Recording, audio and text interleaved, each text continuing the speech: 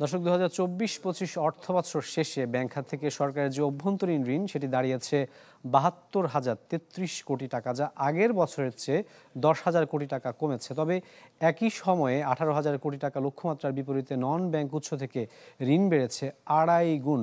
কিছু তথ্যপত্রের মাধ্যমে আমরা এই বিষয়টি আপনাদেরকে এখন বিস্তারিত জানিয়ে দিতে চাই।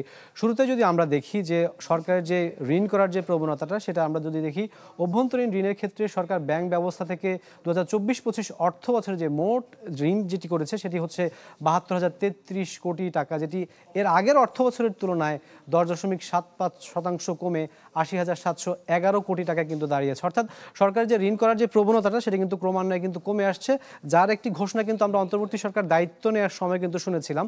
পরের চিত্রটা যদি আমরা দেখি, ব্যাংক ব্যবস্থা থেকে সরকারের যে লক্ষ্যমাত্রাটি ছিল সেটি ছিল ৯৯,০০০ কোটি টাকা। অর্থাৎ লক্ষ্যমাত্রার চেয়েও কিন্তু সরকার এবার অনেক কম ঋণ করেছে, প্রায় ২৭.২% সেটি কমে একটু আগে যেটি বলছিলাম অর্থাৎ ৭২,০৩৩ কোটি টাকায় কিন্তু অবস্থান করছে। অর্থাৎ সরকার যে লক্ষ্যমাত্রা নির্ধারণ করেছিল সেখান থেকেও কিন্তু কম ঋণ করতে হয়েছে। এটার পেছনে কিন্তু নানা অর্থনৈতিক, রাজনৈতিক এবং অনেক ধরনের কিন্তু কারণ আমরা কিন্তু বিগত দিনে দেখেছি। পরের যে বিষয়টা যদি আপনাদেরকে একটু জানাতে চাই, গেল ৫ বছরের চিত্রটা, অর্থাৎ সরকারের যে ঋণের চিত্র সেটা যদি একটু দেখাতে চাই ব্যাংক খাত থেকে, সেক্ষেত্রে আমরা দেখবো যে ২০২০-২১ অর্থ বছর অর্থাৎ করোনার যে বছরটি, সেখানে ২৬,৩০৪ কোটি টাকা কিন্তু সরকার কিন্তু ঋণ করেছিল।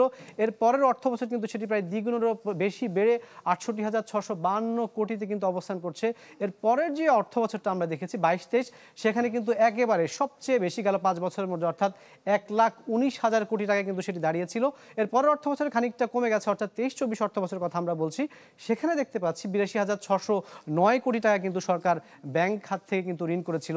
অর্থাৎ ২৪-২৫ বা শেষ অর্থ বছরের কথা যদি আমরা বলি, সেক্ষেত্রে কিন্তু এটি অনেকটাই কমে এসেছে, অর্থাৎ ৭২,০৩৩ কোটি টাকা কিন্তু সরকার কিন্তু ঋণ করেছে। এর পরের চিত্রটা আমরা আপনাদেরকে একটু জানাবো, অর্থাৎ এর পরের যে গল্পটা আছে সেখানে আমরা দেখেছি সরকারের বাংলাদেশ ব্যাংক প্রকাশিত যে প্রধান অর্থনীতির সূচকগুলো বা ইন্ডিকেটর যেগুলো, সেখানে আমরা দেখেছি যে অভ্যন্তরীণ খাতের যে ঋণ যেটি সেটি ৭.৯৭% পর্যন্ত কিন্তু আমরা দেখেছি কমে এসছে। অন্যদিকে বেসরকারি ঋণ যেটি সেটি ৬.৪৯% পর্যন্ত পৌঁছেছে। ব্যাংক আমানত অর্থাৎ মানুষ কিংবা গ্রাহকের যে আস্থাহীনতা, সেটারই কিন্তু স্পষ্ট চিত্র কিন্তু আমরা দেখেছি ৭.৭৭%। অন্যদিকে মূল্যস্ফীতির যে পরিমাণটা সেটি কিন্তু আসলে আমরা খানিকটা দেখেছি যে বেড়েছে। সরকারের যে এই চেষ্টাগুলো বা প্রচেষ্টাগুলো, সেই প্রচেষ্টাগুলো কিন্তু আমরা এই ইকোনমিক যে ইন্ডিকেটর যেগুলো রয়েছে সেখানে কিন্তু দেখতে পাই। সঠিক মাত্রার কার্বন কম্বিনেশন বৃদ্ধি করে পাইপের ডাক্টিলিটি ও হেভি লোড নেয়ার ক্ষমতা। Falcon MS pipe.